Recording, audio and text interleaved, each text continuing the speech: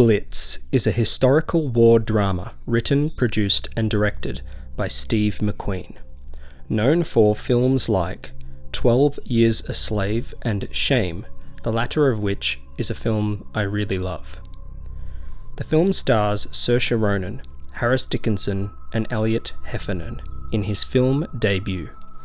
In World War II London, 9-year-old George is evacuated to the countryside by his mother, Rita, to escape the bombings.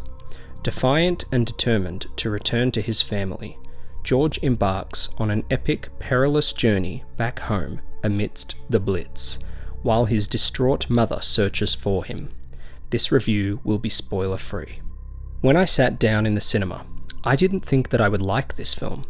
The trailers didn't look interesting to me, and the reception online had been lukewarm. I am also not a huge fan of historical war dramas, as they can all feel bland and a little bit the same.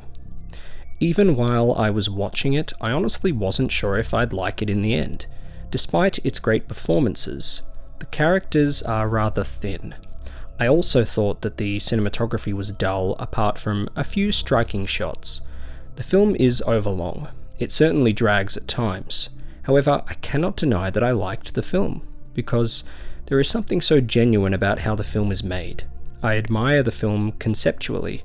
I also admire how committed Steve McQueen is as a director.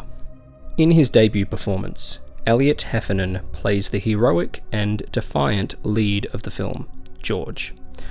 I wish the character had been more expressive. I didn't really connect with Heffernan's performance, which is largely down to the character being written as a vessel for the audience to showcase a series of vignettes across one night. Sometimes it spends too long on particular vignettes, but each one holds purpose, displaying how different people banded together in London's underground during the Blitz. The film also shows the racial divide that was still present in these situations through George being a child of mixed race. This is not a war film. It is a film about the people of London during the Blitz. Therefore, it doesn't focus on large-scale war sequences or on deep and well-rounded characters. We are supposed to see ourselves in these characters. This works well enough until the final act because the emotional payoffs hinge on you feeling the connection between George and his mother Rita. But the script hasn't done the work to earn a catharsis. I still thought that this whole concept was very unique and refreshing. Wartime dramas can be extremely pedestrian. However imperfect, this film was not pedestrian because it provided a fresh perspective on the Blitz. This is not a genre that I often take to because so many of them get bogged down in retelling events in an inoffensive way, almost like a Wikipedia page put to screen. You'd rather watch a documentary than a dull dramatization. The better ones often focus on fictional characters amongst the real-life chaos. Take Jack and Rose from Titanic as an example. We all know that war films can be incredible if done right. This one isn't great, but I appreciated it, and I was consistently engaged despite twiddling my thumbs at a few points, waiting for the film to pick up the pace. Saoirse Ronan plays George's mother Rita. Once again, she isn't a fully formed character. We don't know much about her life. We don't really know what her beliefs and passions are. We only know that she is generally kind and forthright, enjoys singing, and that she wants her son back. Sure, it is easy for the audience to put themselves in her shoes, but it would be nice to get more from her.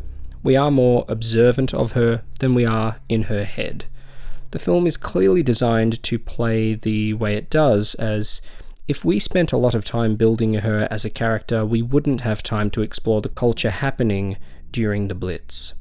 Saoirse Ronan gives a predictably fantastic performance, which beefs up the character a lot. I wasn't devoid of emotion while watching the film. She is easily the strongest emotional element. Her character showcases how families were torn apart by the Blitz, and how the women contributed to the war effort.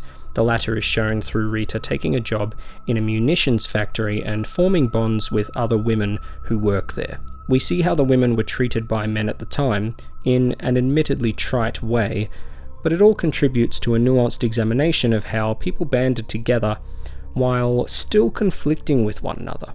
They essentially put aside their differences for the greater good.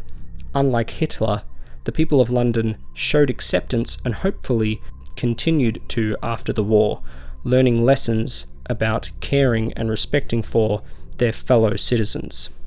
It is a more truthful look at what happened in London at the time of the Blitz. Harris Dickinson is a great actor, but he was wasted in a minor role that didn't showcase his talents.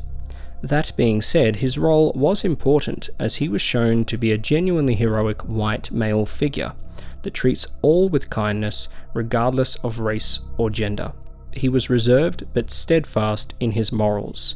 I appreciated that, as sometimes these types of films can forget to show that there is a spectrum of men and women regardless of the era.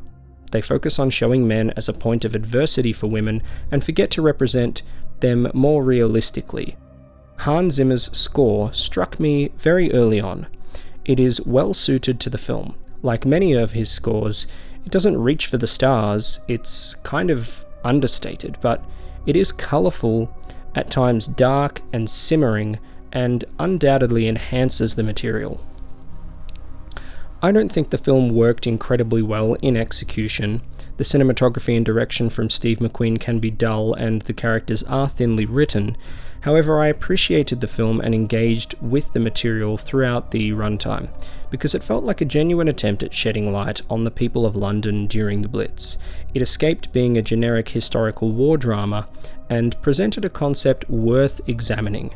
I got way more insight into the event than I initially had, because I watched this film, so it clearly succeeded at what it was trying to do. It can just be a little frustrating at times. You don't really feel the emotional punch of the ending because the characters are not that well-rounded. Saoirse Ronan is Oscar-worthy in this, though. This is far from the best of its kind, but it is unique and earnest enough to justify its existence, at least conceptually. It is not a character study, therefore it shouldn't be viewed that way, despite my desire for emotional resonance at the end. If you are interested in this film, I would recommend checking it out.